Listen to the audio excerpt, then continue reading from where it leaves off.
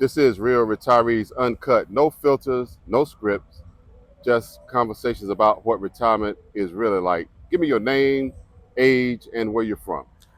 Name, Willie Gross, age 62. I'm from Washington, D.C. All right. And when did you retire and from what career field? Federal police officer. My official retirement date is 30 September 2025. My early retirement was 15 May 2025. Okay. So now that you're retired, tell me what your typical day looked like from the time you get up in the morning. Just kind of walk me through your day. Well, the first thing I do, get up, take a shower, and I get my bicycle out. Mm-hmm. I ride 5 miles so that I can stay physically as well as mentally in shape. And then I go and I actually spend time reading or preparing myself to be the next phase of life. Okay, which is what? What do you consider the next phase of life? There's the 3 phases of life. The first phase is your educational phase. The second phase is your work phase. And the third phase, if you set things up properly, will be your fruits of your labor phase. Okay, I like that. Um, so what do you enjoy most about retirement? That I get to do whatever it is I want to do. Now, before I was told I had to do this or I had to be a certain place, I had to be there at a certain time.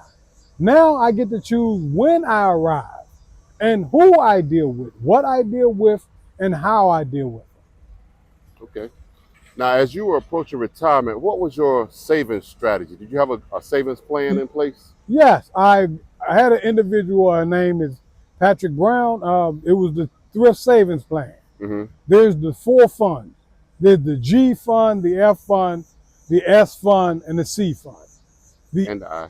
And the I fund. Yeah, yeah. The G and the F fund, they don't pay as much. Mm-hmm. They're more secure funds. So which one did you participate in I the most? participated in the S and the C fund, Yeah. Okay. which paid the greater dividends. Yeah. Okay.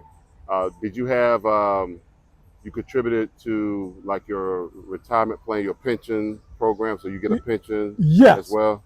Yes, I get. Okay. The pension starts. Your pension starts once you are fully retired, and you have to have at least 25 to 30 years of federal service. Yeah. And being a federal police officer, that contributes to that. Now, did you have any additional savings other than the 401k and the pension? Any Yes. additional savings? One of the things that I was taught by and growing up by my father, who said that you always save for a rainy day. Mm-hmm.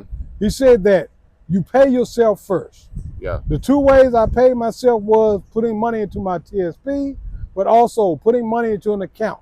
Mm-hmm. Have 3 different accounts set up. One that you call it your rainy day or your emergency fund. Mm-hmm. The other fund, you call it your, hey, this is for later in life fund. You put money into it and you don't have a card or you don't even go bother it. For 10 years, you just put money into it. You don't take any money out. Actually, you just generally don't even think about the account. Yeah. Okay, so emergency fund, pension, and the 401k. Have you had to tap into your 401k yet?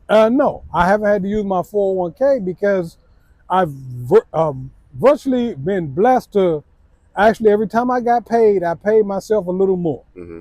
And I differentiate between things that you need and things that you want. Now that you're in retirement, what are those sources of income that you use from month to month to kind of make yourself a paycheck? Well, what I do first, I still get paid because I'm just early retirement, Right. So I still get paid. Uh-huh. Secondly, I manage my money in a way that the only thing I buy now, like I say, I don't no longer buy things I want. Right. I buy things I need. Yeah. And I don't use credit because I don't want to pay the interest back in it. So if I'm going to buy something, I have to pay for it in cash. That way, interest don't accumulate. Right. So once you're fully into retirement, you anticipate you'll use your retirement savings and maybe your 401k at some point, and then tap into the savings that you got built up. Yes, I will tap in because the 401k, I rolled over to an IRA. Yeah. And you actually get vested interest from it every year. Okay. So I get 5.7% interest on it every year. All right. So I will use that along with my pension to support what I'm doing. Okay. Now you mentioned your age early on. So have you decided on when you're going to take Social Security? Are you already taking it? And why did you decide to take it at whatever age you decided to take it at? Okay, I won't start getting Social Security till 64 because I believe at the full age of 67 through 70, I don't believe there will be anything in there. Mm. So the fact that there won't be anything and I contributed to it since I was 15 years old, Mm-hmm. I would like to get something out of it. Okay. And the only way I'm going to get something out of it is by the age of 64, just start taking it then. So you believe in taking it sooner than later? Yes. Okay. You're But 62 now. So what's the reason you don't want to take it now if you're taking it sooner than later? Why you won't take it now? well, right now I really don't need it. Okay. There's no need for it. Right. And the more money that you make, you have to understand the more taxes that you have to pay. Okay. And if I'm being honest, that I now will be living on a fixed income. Mm-hmm. So being on a fixed income, the less tax bracket I stay in, the better off I am. Right. Now, what has been the biggest challenge or the biggest surprise that you've encountered since you stopped working and entered into retirement? One of the biggest challenges is that you now have to occupy a 24-hour a day. You used to, because you worked 8 hours and you slept 6 to 8 hours, Mm-hmm. that occupied 2/3 of your day. Right. Now, even if you sleep the 6 to 7 hours, you still don't have to fill that void at 8 hours. So now you have to figure out how to stay competitive mentally, spiritually, as well as physically fit. Yeah. Because in this date and time, the mental and your physical tie into who you become and how you get to the next phase in life. Mm-hmm. Now, have there been any surprises, anything that you expected to happen that didn't happen, or anything like that? Well, one of the things that I thought that did happen is that because I listened to people, one of the things you have to do, you have to listen. Advice is free, but you take advice. Yeah. When people are giving you advice, hey, listen. Okay. Prepare yourself and establish communication with those who always mean you to succeed. Mm-hmm. Set yourself up for success, but also speak to those who can help you to succeed. Sort of like what we're doing now, speaking to somebody who's already traveled that retirement journey and getting advice from them firsthand, as opposed to reading it somewhere or listening to what somebody else heard or what their buddies told them. Yes. What has been any major lifestyle changes, if any? Have you downsized? Have you started to travel more?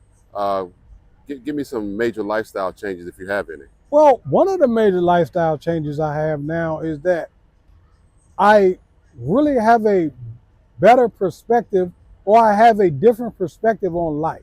Mm-hmm. Life is more important now than before I thought about it.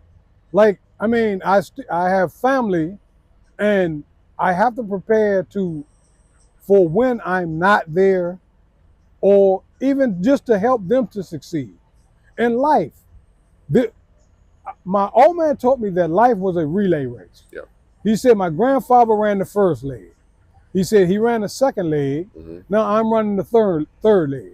Had I had a son, he would run the fourth leg. So Right. if I have a son-in-law, he runs the fourth leg in the race. Right. So it's a relay race, and because I'm running the third leg, I'm always supposed to pass the baton to the person in front of me, not behind me. So I'm supposed to give it to them in a better position than I received. Okay, so sound like spending more time with family, passing on good advice.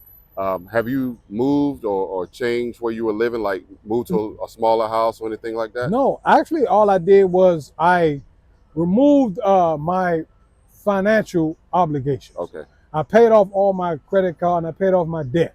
So Yeah. now I have very little debt, and my living expenses will be handled by my pension, Mm-hmm.